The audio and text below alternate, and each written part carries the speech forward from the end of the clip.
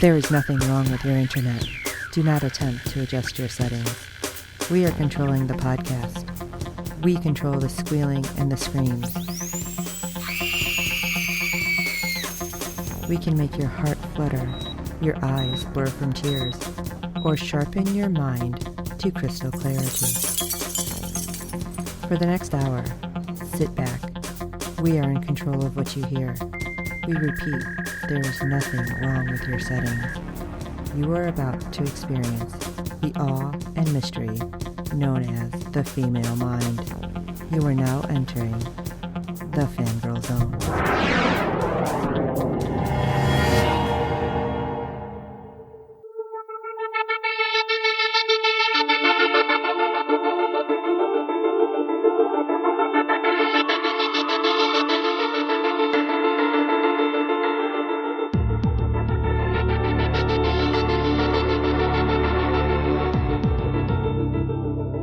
Welcome to Falling Pieces. I'm Steve.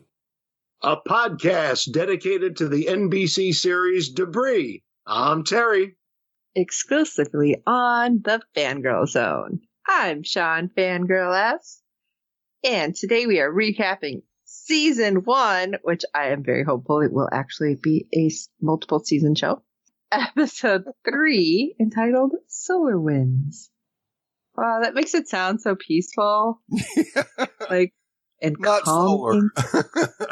Well, I mean, just solar winds. You can have warm, breezy things happening. Nope. This one was, I would say, stressful. Almost, I'm saying coming close to a horror movie ledge. Because it made you feel like you're getting close to it. It's like, oh, is it going to turn? What's going to be? Is it going to turn into this instead? It didn't. But I was still like, oh. I was kind of watching it like I was expecting it to turn into a horror movie. I don't know what that says about me. But well, we don't have time. Here we are.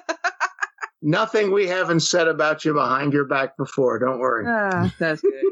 Probably said it about myself, so it's fine. So our first little group, where shall the pieces fall today of the debris? Let's find out. Good question. We have a utility worker talking smack. I loved that back and forth over the walkie.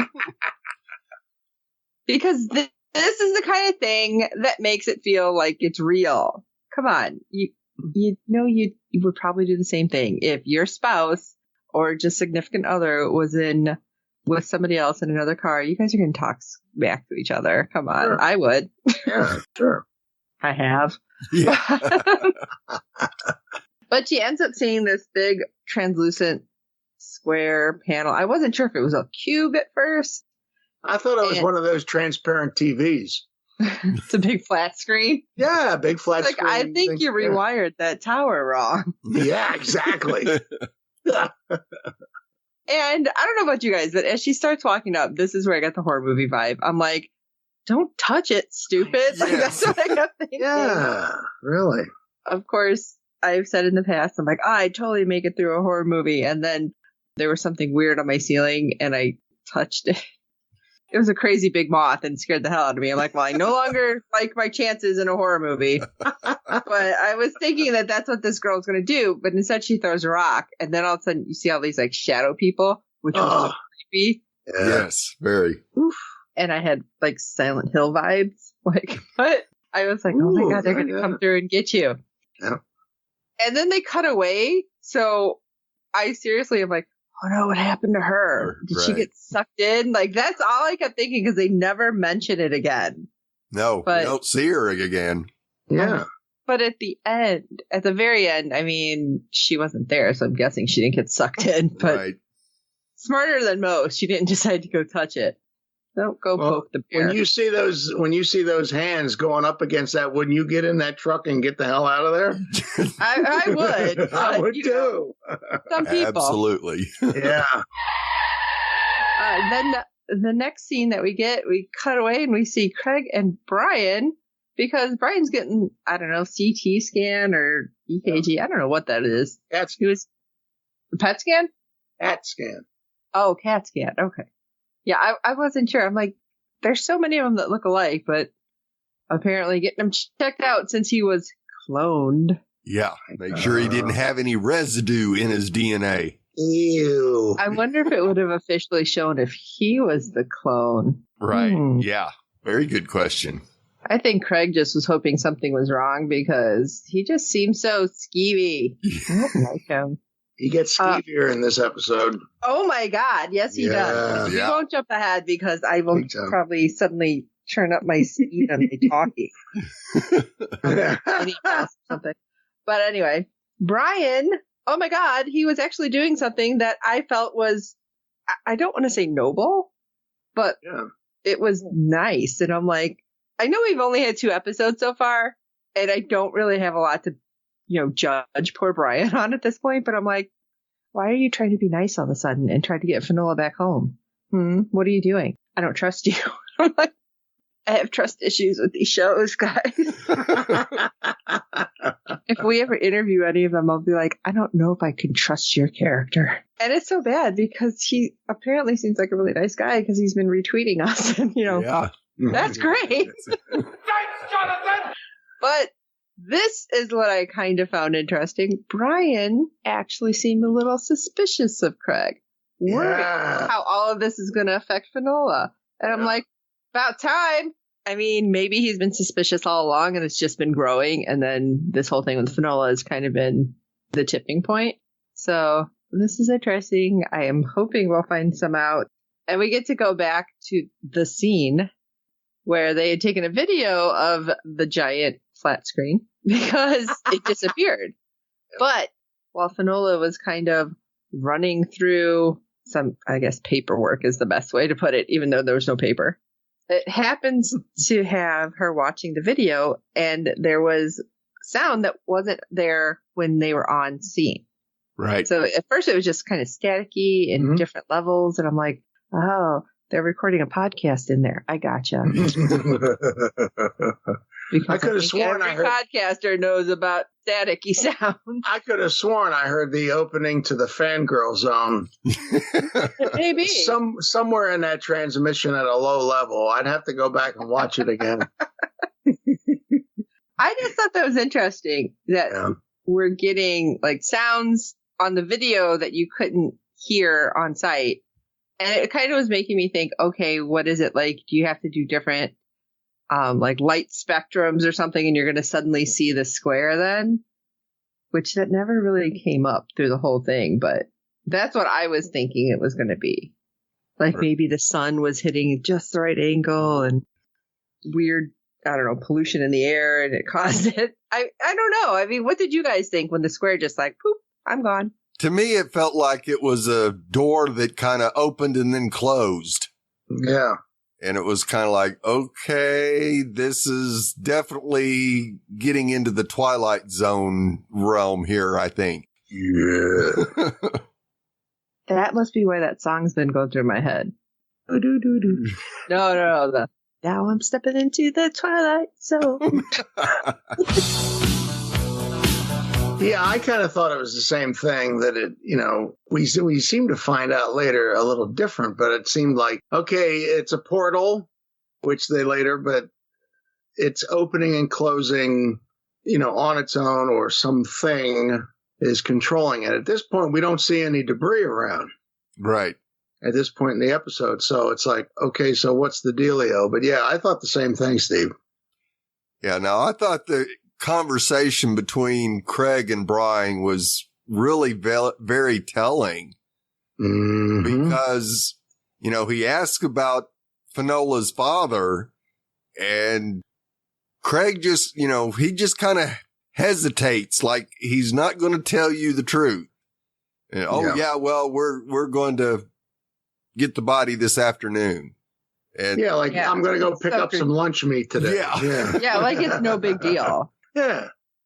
Well, like I said, I don't know if this has basically been 6 months plus coming, because we don't know how long Brian's been doing this. Even though the debris has been falling for 6 months, it doesn't mean that they haven't been like preparing for stuff. Right. Maybe this has been a long time coming, and he's just finally like seeing like, okay, something is really sketchy with this guy. See, and I thought, and it's suspicious either way you look at it. You still would call it suspicious. I initially thought he's just not trusting Craig, what you normally would think of as being suspicious. But I also was thinking afterwards that the suspicious could be, why aren't you being more compassionate that this woman needs to get back home? Why are you being so emotionally and conversationally flatlined? Mm-hmm. And that was raising suspicion about why are you behaving like that? But I kind of lean more toward the obvious definition of suspicious, like this guy's not telling me the truth. Yep. Something, that look between them, I was like, whoa. Yes. I 100% agree with you. Yeah. I do want to say, too, a total side note, when they get on scene to where the debris, non-debris stuff is, Fenola's gun is situated correctly on her right. Uh-huh. And the handle's pointed the right way this time. They must have listened to our podcast and heard you complain about it and fixed it, Sean. Damn. Help it. That was not normal. Never saw anybody so fixated on a gun before. Hi, have you met me? You have now. Yeah. I get fixated on the little thing. No screens in houses in all of these movies. Makes me crazy. But anyway. Okay. Let's move on. Moving Find on. something else. Because she's going to sit there and say, I don't think they had enough bullets in the barrel. Oh, no, they're usually unlimited. Come on. Yeah. Okay. So as Finola is kind of sitting there going through things, and she plays the video again, and this time through, she hears a voice asking if anybody is there. I can see you. And you go, wait a minute. Okay, hold that on was here. creepy. Yeah, because you couldn't hear anything when you were standing in front of it, though you recorded it, and you had static, and now you play it again on something else, and you hear voices. All right. Felt very poltergeisty. Yes, very poltergeisty. They're here. And of course, as this happens, the square reappears. Hey. What's up with that? So Finola briefly makes contact with a missing person, a one Nicole Hegman, who's been missing since 2019. Yo. But she can't see anyone else or where she is. And just like it reappeared, it disappeared again.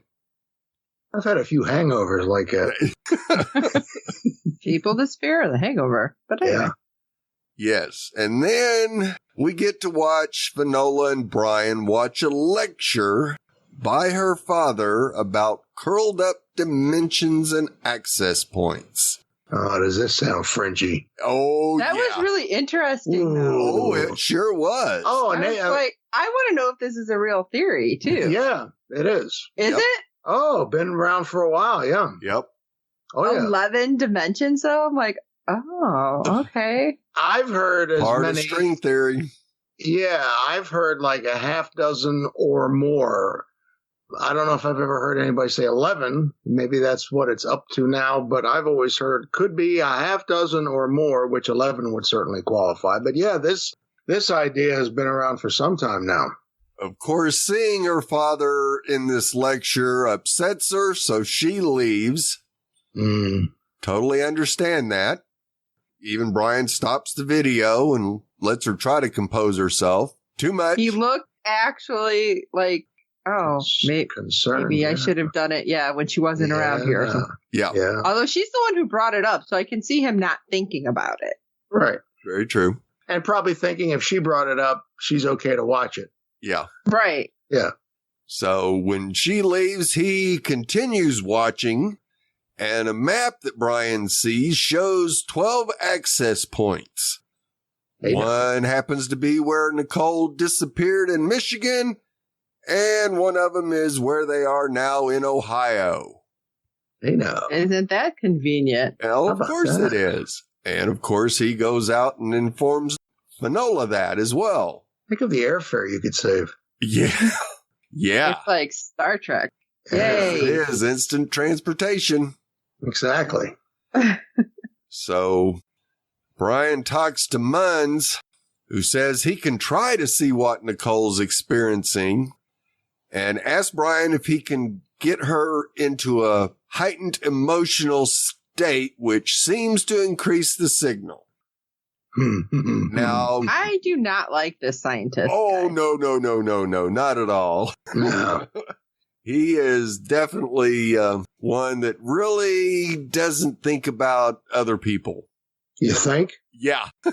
Yeah. And, him coming up with the idea of trying to get this girl more emotional just to try to strengthen the signal. I mean, he had no clue. He had absolutely no idea what this was, how they got in there, how to get them out. And he's just grasping at straws by saying, oh, get her emotional so we might find out something. Really? Well, he probably listened to that recording and figured she sounded distressed. So, yeah, it's grasping for straws, but I didn't necessarily see that as a huge reach on his part. If I was grasping for straws, that might be one of the first ones I go for, too. Because if you're listening to that, is anybody out? She's not standing there going, yeah, I'm here, you there, whatever. True. I'm just waiting for a bus, So, yeah, but it did seem in a way kind of odd that he came up with that. But like I said, probably hearing that recording, he probably figured, well, maybe that's a trigger. Yeah, it could be. Yeah. And so they figure the best way to do that is to bring her dad on site. So see a helicopter come in, and poor old dad is just confused as to what is going on. He actually asks them, who are they with? Would you actually just get into a helicopter with some guys? No. I'm like, sorry. I've seen a lot of movies. This is how it goes down. Yeah. No. I'm like, somebody better tell me who you are. He Or seemed back up off my porch. He seemed rather PO'd when he got off that helicopter. It was like, people come to my house and come with them. And I'd be like, yeah, I'd be pretty upset too. Yeah. And basically they inform him that she is stuck in this square. I thought it was interesting when they're like, have you heard of the Bermuda Triangle? Right. Yeah. The thing I used to be super concerned about as a kid because it seemed to be all over and then it just kind of disappeared. Now I know why. Apparently it's now in Idaho. Yeah. And he tells them a little story about a dream he has of standing out in the parking lot, waiting for his daughter to show up. And when she does, they hug. I thought that was so sweet. But it's like, does that take away from our creepy boss guy being creepy through this whole episode? Nothing could take away from that. No, I think this was really almost the key to the whole storyline, is that he never let go of his daughter, no matter what. He wasn't going to let go of her until they found her dead body. Yep. So you think that was really the connection that was able to help her talk, because they couldn't talk to any of the other people. Right. Absolutely. It was the one thing that not only allowed them to talk to her, but it was also the one thing that kept them both going.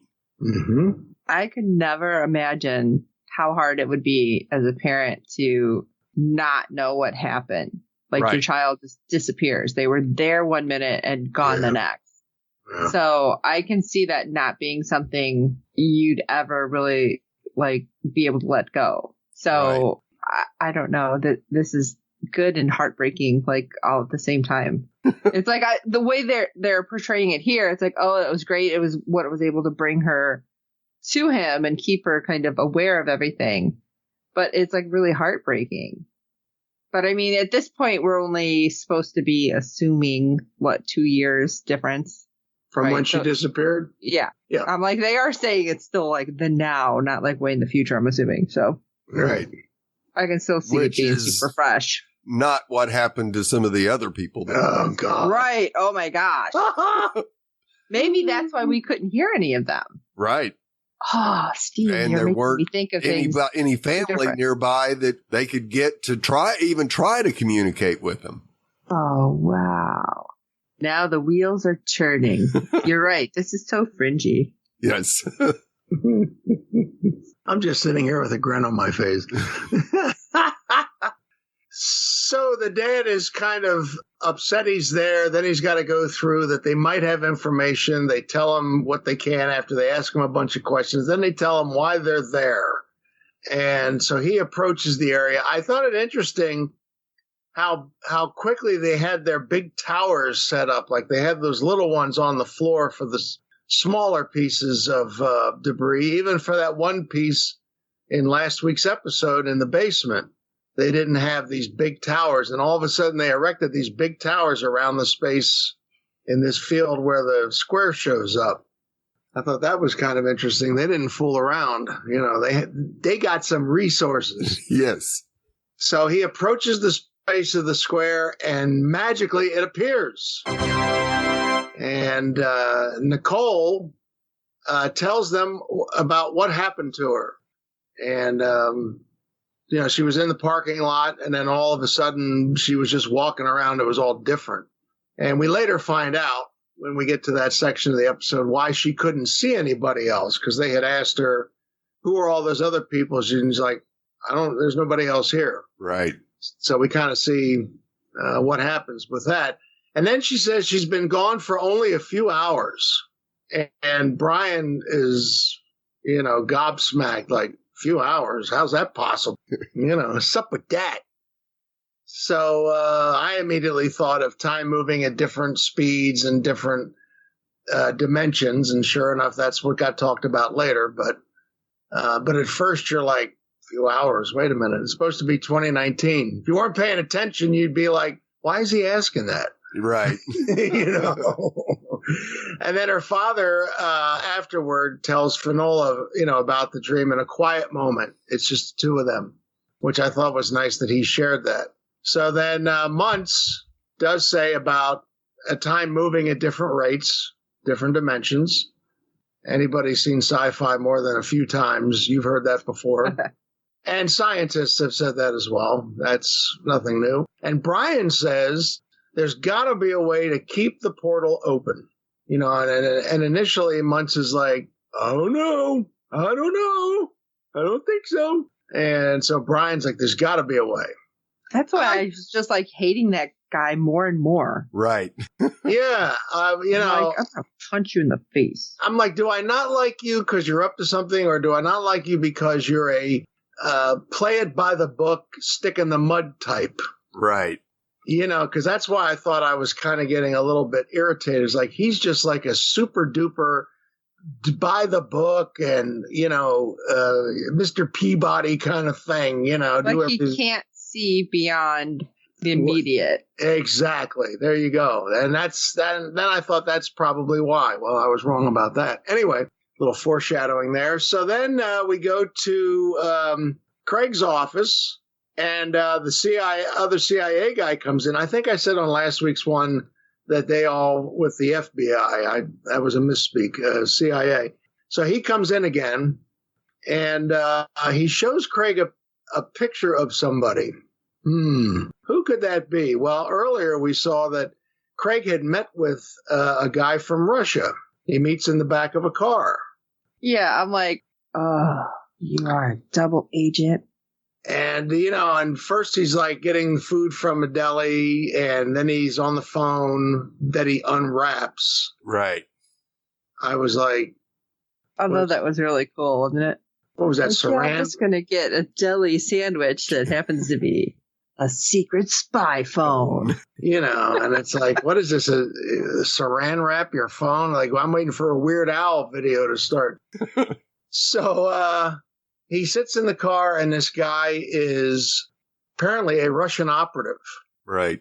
And Craig's smarmy level went up big time, because he's even saying about, he shows him the video of what I don't want to say the U.S., that's how he's presenting it, but what he wants. And then he's saying, I don't know why Russia would be interested in this, and I don't want to know. I was like, oh, Yeah. whoa, dude. And so they want to do some kind of a trade, and the guy says, next week we'll meet. I guess it's another deli sandwich time. Yep. Just make sure they give you a pickle. I love pickles.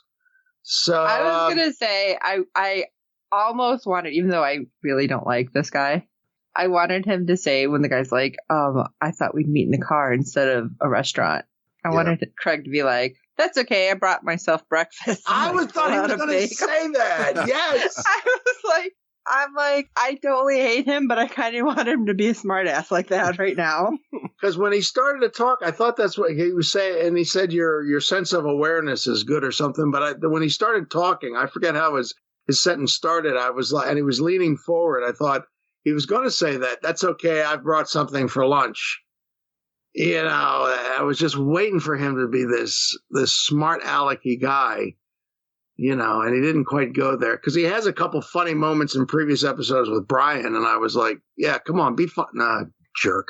So now they're going to decide, the Russian people are going to decide if they want to do this trade. So now the CIA guy shows him a picture of this Russian and saying that it's bad news that he's in the U.S. Oh, I was like, is he going to get caught? Yes. And so they get done their meeting, and I'll keep you updated, and you keep me updated, yada, yada, yada. Out goes the higher up. And Craig is now, for the first time, looking quite concerned. Yes. Which I enjoyed. Yeah, but it was also curious that he had gotten a call from his wife. That was weird. And apparently he's got a child with disability. Yep. And a daughter, and the daughter hadn't made it home, and the wife needed to go to work or something, and he was going to have to leave the office he was going to do it, which actually was surprising, because I honestly thought he was going to be like, I'm working, call a neighbor or something. Right. Yeah. No. Well, that could have, knowing this guy, at least the way we've seen him act, that could have been either just to keep her quiet. It could have been that's the one thing, family life, that he's actually faithful towards. Or it could have been, I got to keep up a front because if I get a divorce, not that they're going to fire me from the CIA, but it's just going to look bad kind of thing. That's a shame you're going through it. And sometimes when you're in a high sensitive position, that kind of stuff can look a little bit suspicious. Like, is everything okay? And it's not going to spill over into what you do? Are you sure you're okay? Kind of a thing. So it could have been any one of those. I actually want to give him credit as much as I don't like him. I think that's the one thing he actually has a sense of loyalty towards. And could that go as far as selling pieces to the Russians for money to take care of his son? To his son, yeah. Oh, see, I didn't think about that. Little right. Walter White there. Yes. A little Walter White. I've got this big thing hanging over me, so let me do something to take care of my family. Yep. Yep, that could be it. I hadn't thought of that. But that's, Steve needs to be a script writer. That's all there is to it. So, I actually enjoyed Craig being concerned about this Russian has now been spotted in the U.S. I didn't check the credits, just real quick. I kind of thought, and it's been several years since, so it might have been him.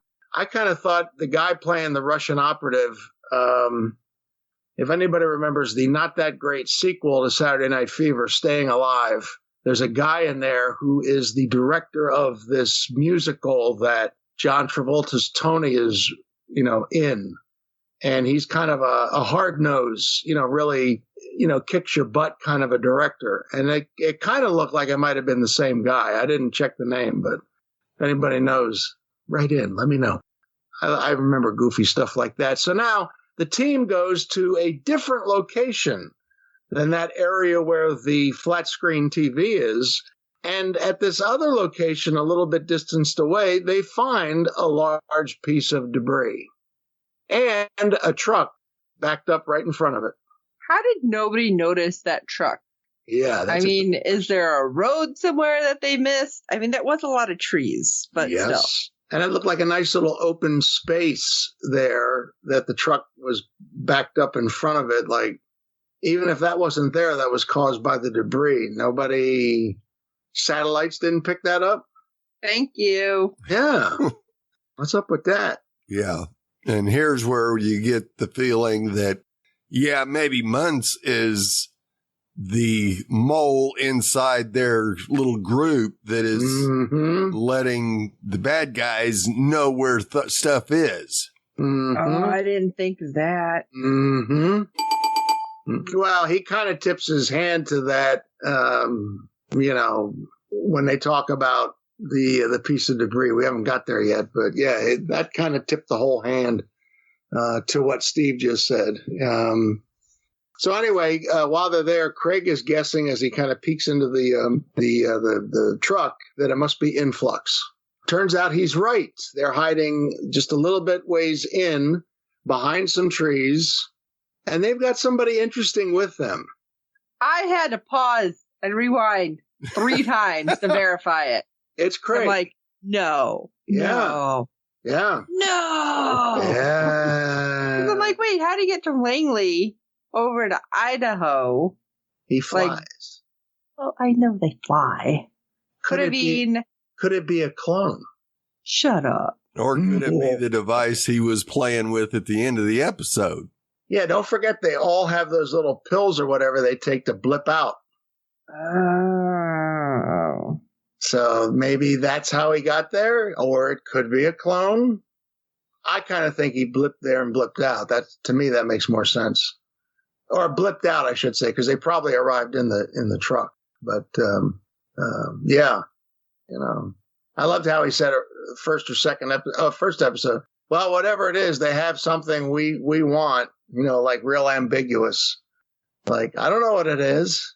Yeah, you do. Yeah.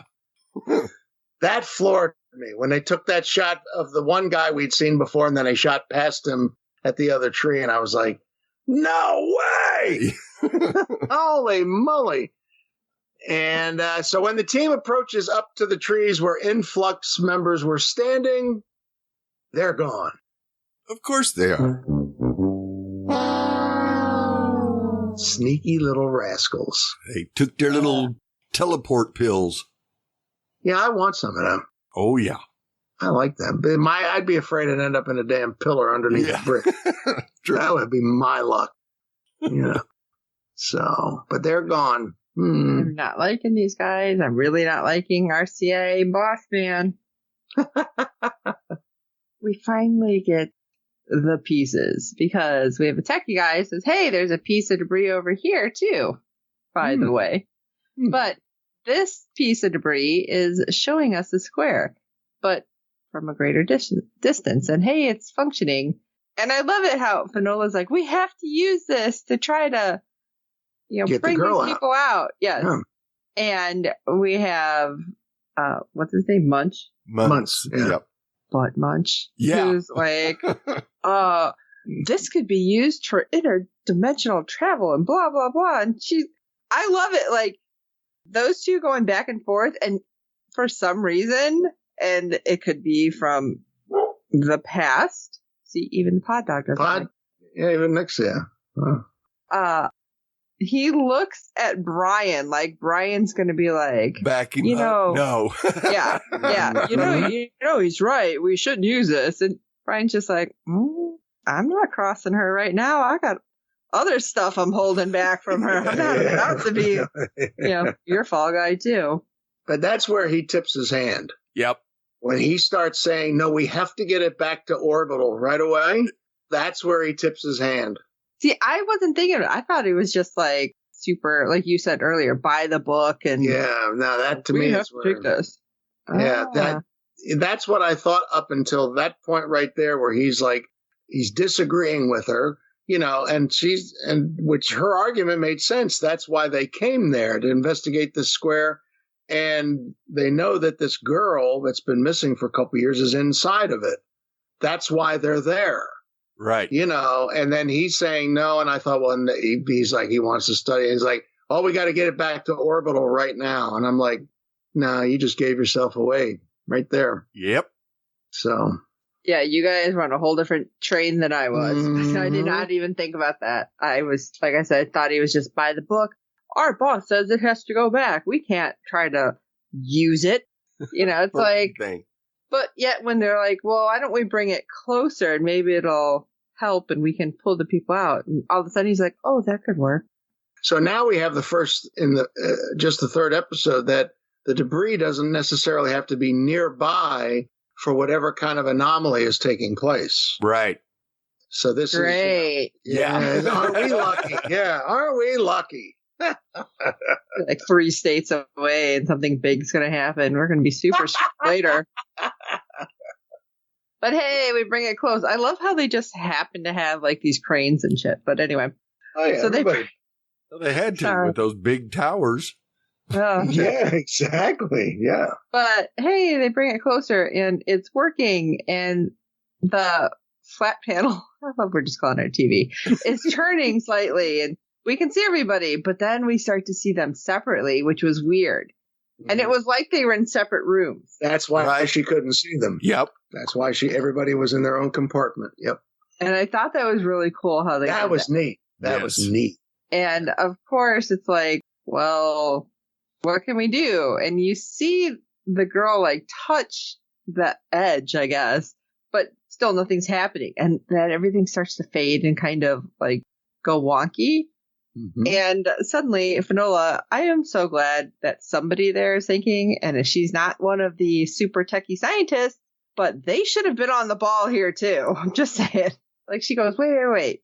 The other guy said that pieces were kind of like transport, and then Brian said it was like GPS. And well, what if we use the other piece of debris that doesn't have any power? Maybe that'll help pull them all out. So they shove it into it. It's like, okay, I guess if all else See, fails. and that's something I wouldn't have thought of.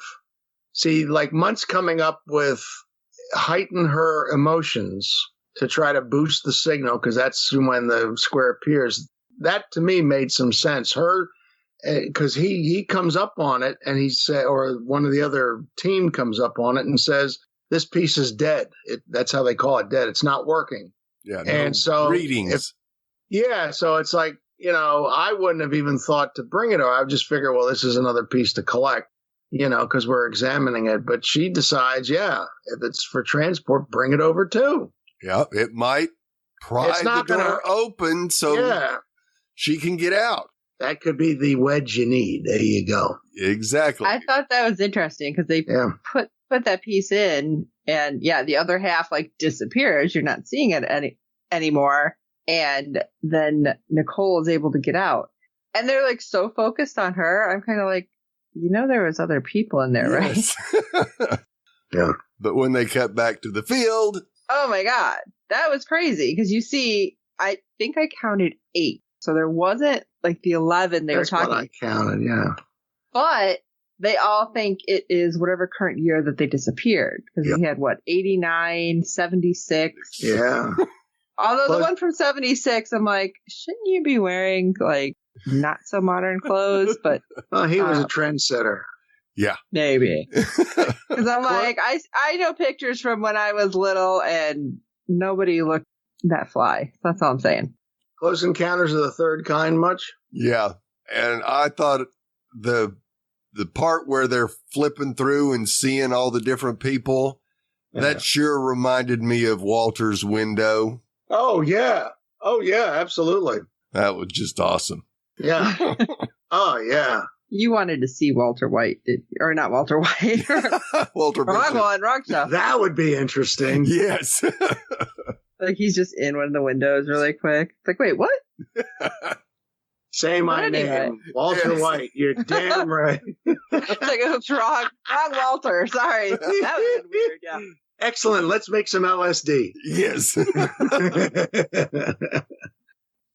We do get to finally have the reunion. Of course, Yeah, Nicole's nice. on one side of a barrier still being tested, but her dad's like, but I can see her and I know she'll be coming home now. But when Nicole explains what was getting her through those few hours that she was in there, which was several years, but and it was like a dream. And even Brian had to like perk up like, oh, wait, that's exactly what he said to us. Right. Yeah. So it's like, oh, okay, now you're Almost gonna word listen. for word. Yeah.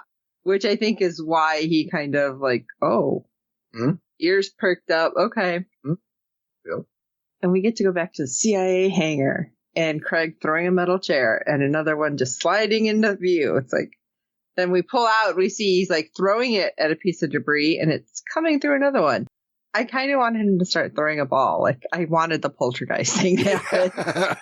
I first thought he was throwing crap in his office because he was PO'd that they knew that the Russian guy was there. Right.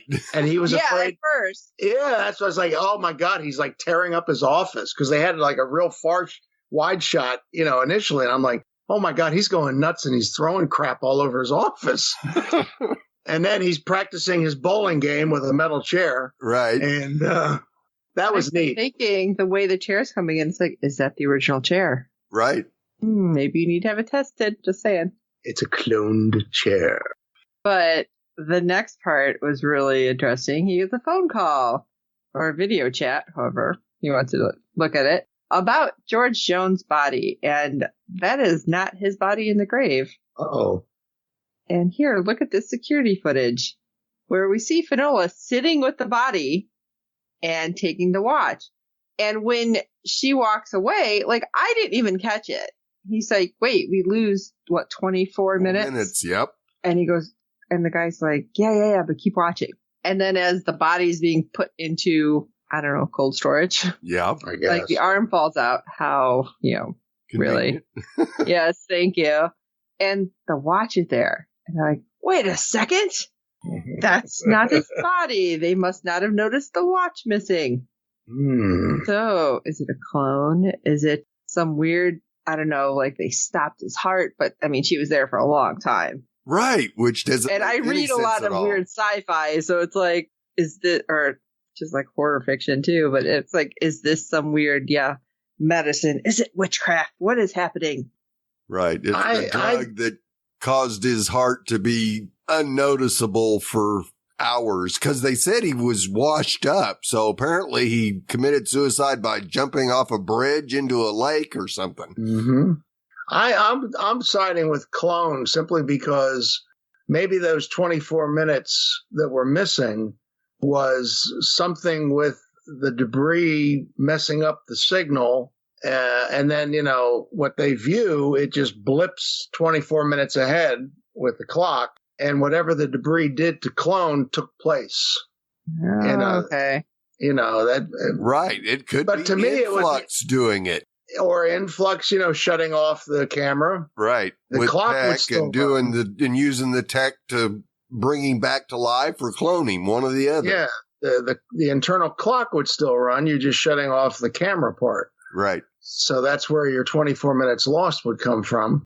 So it could be that, or, but I'm leaning towards clone, whether it's the debris or Influx using some debris, whatever it is. It just seems to me, why go through the trouble if nobody else, we're assuming, and that's a big assumption, nobody else noticed her taking the watch before. Right. To go and put another one that looks just like it back on the wrist. Right. Why would you go through that little minutia? You wouldn't do it. No. In last week's episode where Brian picked that picture up out of the clone's pocket and seemed to know which pocket to go to. Right. The cloning would also clone the watch as well. If it clones the picture, yep, it's going to clone a watch. Good. So, good one. That was good, though. I like that. It was interesting. And I really, want to see how this is going. Like, where we go from here. Right. This was a good episode. I like this. Yes, absolutely. I will say, go ahead. Well, it was definitely one that would pull at your heart a little bit because of the father-daughter situation. So emotional to say the least. Yes. I will say a lot of people on Twitter, of course, a lot of people like this, and a lot of people are worried to get too invested, though, because the way everything's been canceled lately. Right. So come on, NBC, just tell us it's going to go for season 2 already. Yeah. I know we're only 3 episodes in.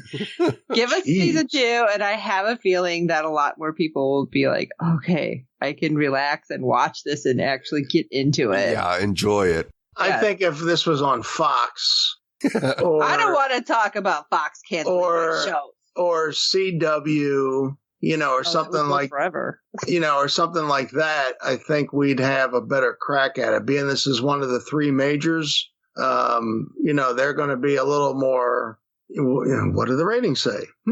What kind of advertising money are we, they're going to be a little more, stomping the foot about this. So that's why I'm hoping, that I like the fact that we're getting it on NBC. We get to watch it on Peacock.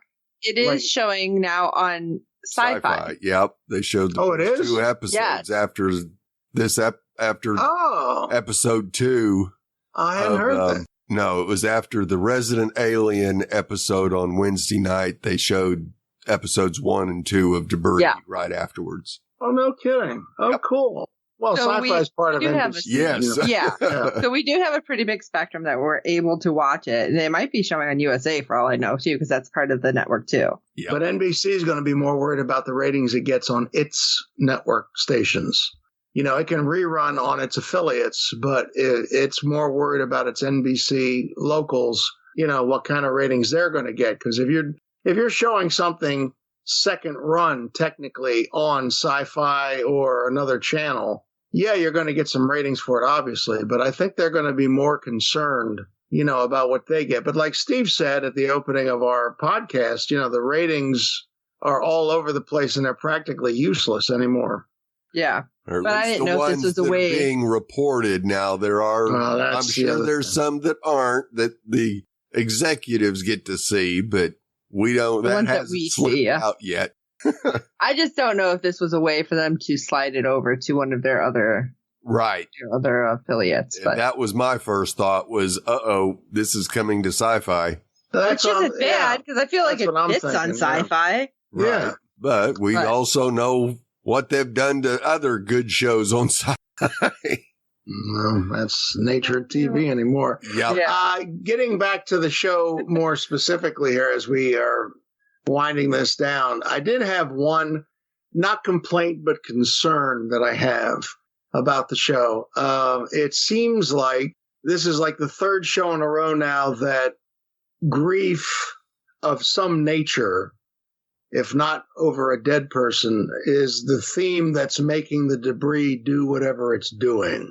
Right. It seems to feed on emotions. Grief's of emotions, but it's just you've got 3 things that are grief. Now, the only thing that was different was the energy for the flat screen coming in and out based on the girl's emotional state. Right. Which wasn't grief, it was fear or worry, that kind of a thing. So that piece was a little different. But the overarching thing that once they brought the dad in and he was filling in his piece of the story, is a grief of a kind, where his, because grief doesn't have to be when someone dies, of course. No. But, that, and I don't want it to be where all of season 1, the debris feeds off of grief.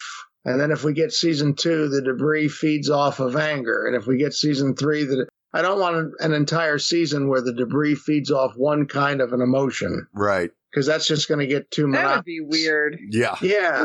And so that's my only thing, because I was watching this and I was like, so you're still, by the time the father got up into the picture, I thought, so you're still having the debris kick in based on a form of grief. Well, this hasn't happened twice before, has it? So that's my only, like I said, it's not a complaint, it's just a concern. I would like to see the debris feeding off of other things. Right. Well, this episode really wasn't about the debris. It was about that parallel dimension. Oh, yeah. We just happened to have the debris help us solve getting them out. Yep. Exactly. And making it visible from time to time. And it also started to lay down some of the foundation on why Craig is being such a right. Ski. Yes.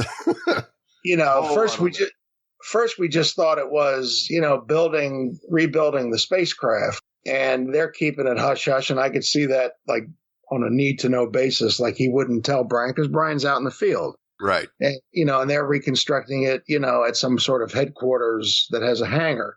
So I could kind of see that, but this whole thing with the Russians, and I don't know why you want it. I don't need to know. I was like, whoa. Yeah.